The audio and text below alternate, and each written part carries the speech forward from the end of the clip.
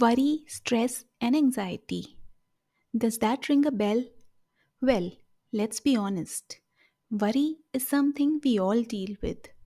Maybe you're stressed about your finances, your future, or your family. You pray, but deep down, you're still anxious. I get it. I've been there too. But what if I told you that worry and worship can't exist in the same space? When we choose worship, worry has no room to stay. Let's talk about how to turn worry into worship. Not just a nice idea, but as a real, practical way to find peace in everyday life. Name your worry. Don't ignore it. Psalm 55, verse 22 says, "Cast your burden on the Lord, and he will sustain you." Worry thrives in the shadows. The more we push it down, the more it controls us. So, first, acknowledge what's weighing you down. Take a moment and ask yourself, what am I truly afraid of? Losing control, failing, being alone, whatever it may be. Once you name it, you can surrender it. Because you can't give to God what you won't admit you are carrying. Shift your focus from problem to provider. Matthew chapter 6 verse 26 reminds us how our Lord cares for the birds of the air and how we are more precious than them. Think about this. When was the last time you saw a bird freaking out over its next meal? You haven't, because they trust their creator. Yet here we are, refreshing our bank apps, overthinking our future, and playing out worst case scenarios in our heads. When we worship, we remind ourselves who God is: our provider, our protector, our sustainer. Instead of telling God how big your worries are, start telling your worries how big your God is.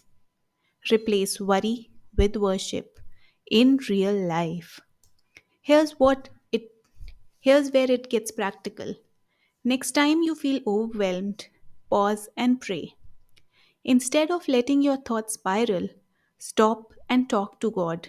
Even a simple, "Lord, I trust you," can shift your heart. Put on worship music. Music has power. Play songs that remind you of God's faithfulness and sing along.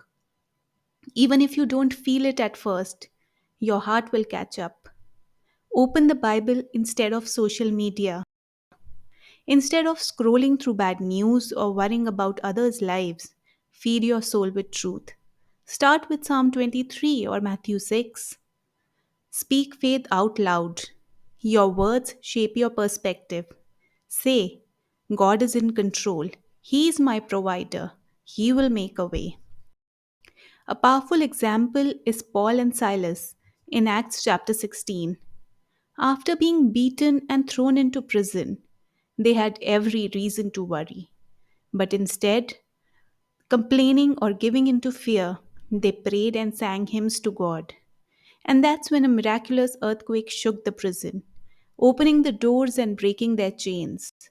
Their worship in the midst of uncertainty didn't just set them free, it led to the salvation of the jailer and his family.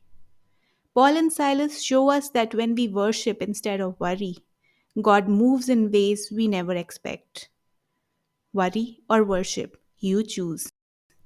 Worry will always knock on your door, but you get to decide whether you let it in or replace it with worship. So the next time anxiety creeps in, don't entertain it, exchange it. Trade your fear for faith, trade your panic for praise. Because when we worship, worry has no power. If this encouraged you, share it with someone who needs peace today. And remember, God's got you. For more such faith-filled content, please be sure to subscribe to our channel. God bless you.